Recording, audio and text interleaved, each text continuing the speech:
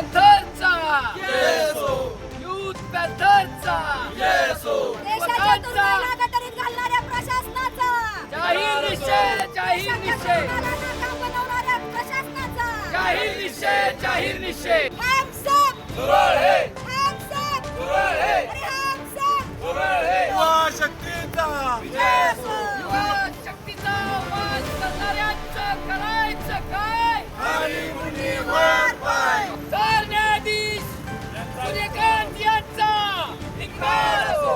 Doctor Babasaheb आंबेडकरांचा doctor Babasaheb आंबेडकरांचा युवा शक्तीचा आम्हाला नोकरीच्या संधी उपलब्ध करून दिल्या नाहीत. 15 लाख नोकऱ्या सांगितल्या होत्या. कुठेही नोकऱ्या, कुठेही रोजगार. इथं गॅस भेटणं झालेत. लोकांवरती हातगाड्यांवरती जे कामधंदे करतायत तरुण युवक, कोण कुठं ग्रॅज्युएशन करून चहा विकत होता त्याचा देखील गॅस बंद केला आहे. तुम्ही शिक्षण दिलंय, शिक्षण दिलंय, शिक्षण सक्तीचं मोफत आहे ना. कुठं आहे शिक्षण मोफत सक्तीचं सांगा बरं तुम्ही.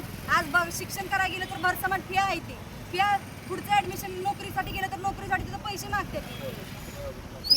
एका सरकारी नोकरीसाठी आपण जर सर्वे केला तर किमान 1000 नोकऱ्या जर सरकारी असतील तर त्याला 27 आणि 28 30 हजार अर्ज असतात. यातनं रिक्रुटमेंट कुठं आहे? यातनं बेरोजगारीचं प्रमाण का वाढतंय?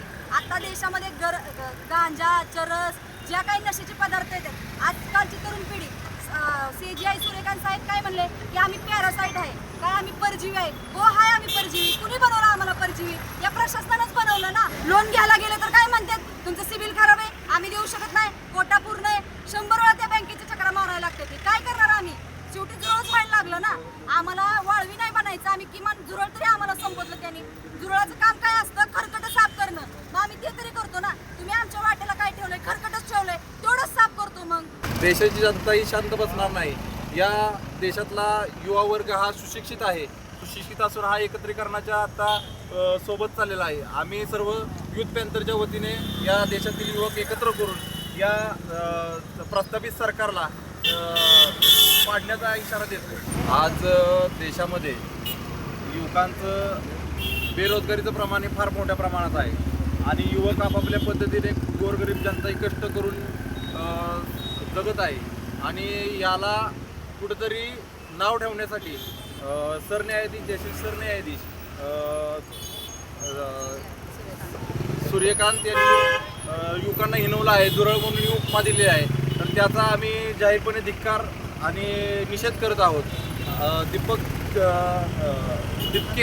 अभिजित दिपके या युवकाने एक नवीन प्रकारे युवकांना एकत्र आणण्यासाठी कॉक्रोच जनता पार्टीची स्थापना केली आहे. कॉक्रोच जनता पार्टी ही सर्वसामान्य युवकांची असून यामध्ये हिणवण्याचं काम हे सरन्यायाधीशाने केलेलं आहे. तरी आम्ही त्यांचा जाहीर निषेध करतो. सरन्यायाधीशांना एकच सांगणं आहे की देशाची जनता ही गप्प बसल्याशिवाय राहणार नाही.